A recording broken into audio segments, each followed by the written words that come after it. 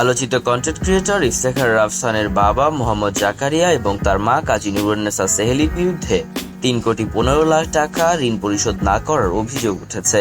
Bank ঋণ নিয়ে না দেওয়ায় তাদের বিরুদ্ধে গ্রেফতারি পরোয়ানাও জারি হয়। পরে তারা জামিন নিলেও সম্পত্তি নিলামের আদেশ হয়, কিন্তু সেই আদেশ হাইকোর্টে রিট করে আটকে রেখেছেন তারা।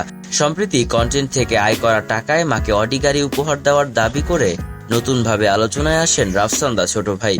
কিন্তু তার বাবা ও মা বিপুল অর্থের ঋণ পরিশোধ না করায় বিষয়টি নিয়ে সামাজিক যোগাযোগ মাধ্যম ফেসবুকে একটি পোস্ট করেছেন সাইয়েদ আব্দুল্লাহ নামের একজন ব্যক্তি। পোস্টের কমেন্টে তিনি রাফসানদা ছোট ভাইয়ের বাবা ও মায়ের ঋণ নেওয়ার, সম্পত্তি নিলাম হওয়ার এবং রিট পিটিশনের ডকুমেন্টও সংযুক্ত করেছেন। সাইয়েদ আব্দুল্লাহ নামের ওই ব্যক্তি লিখেছেন, ইউটিউবার রাফসানদা ছোট ভাই সেদিন দেখলাম তার মা বাবাকে সারপ্রাইজ দিতে 2 কোটিরও বেশি দামের অডি কার গিফট করলো।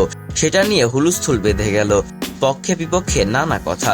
যাই হোক, আমার অবস্থানটা ক্লিয়ার করে রাখি।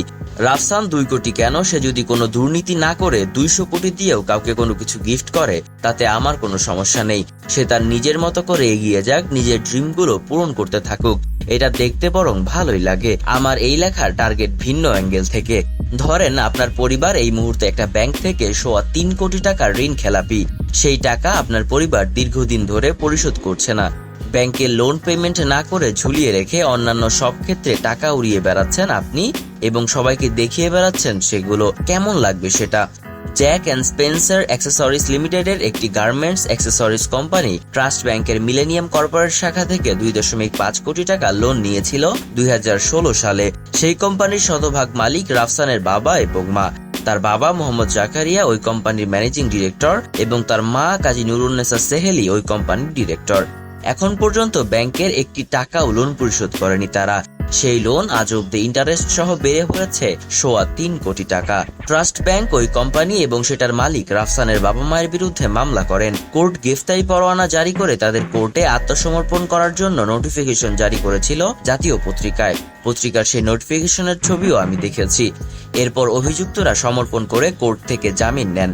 লোনের এগেইনস্টে যেসব সম্পদ মর্টগেজ করে রাখা হয়েছিল ব্যাংকের কাছে, ব্যাংক 2022 সালে সেগুলো নিলামে তুলে বিক্রি করার প্রক্রিয়াও গ্রহণ করে। সেই নিলাম বিজ্ঞপ্তি জাতীয় একটি পত্রিকায় প্রকাশিত হয়। পরবর্তীতে রাফসানের বাবা মায়ের পক্ষ থেকে হাইকোর্টে রিট করে সেই নিলাম আটকানো হয়। এই জন্য ব্যাংক নিলাম থেকে সম্পদ বিক্রি করে টাকা উদ্ধার করতে পারেনি ব্যাংক কর্তৃপক্ষ।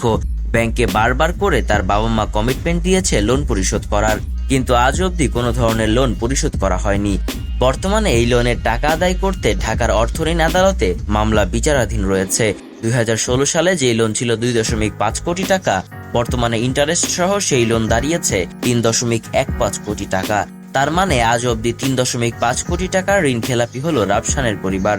Murtaza Tanvir, news desk, BD24 live.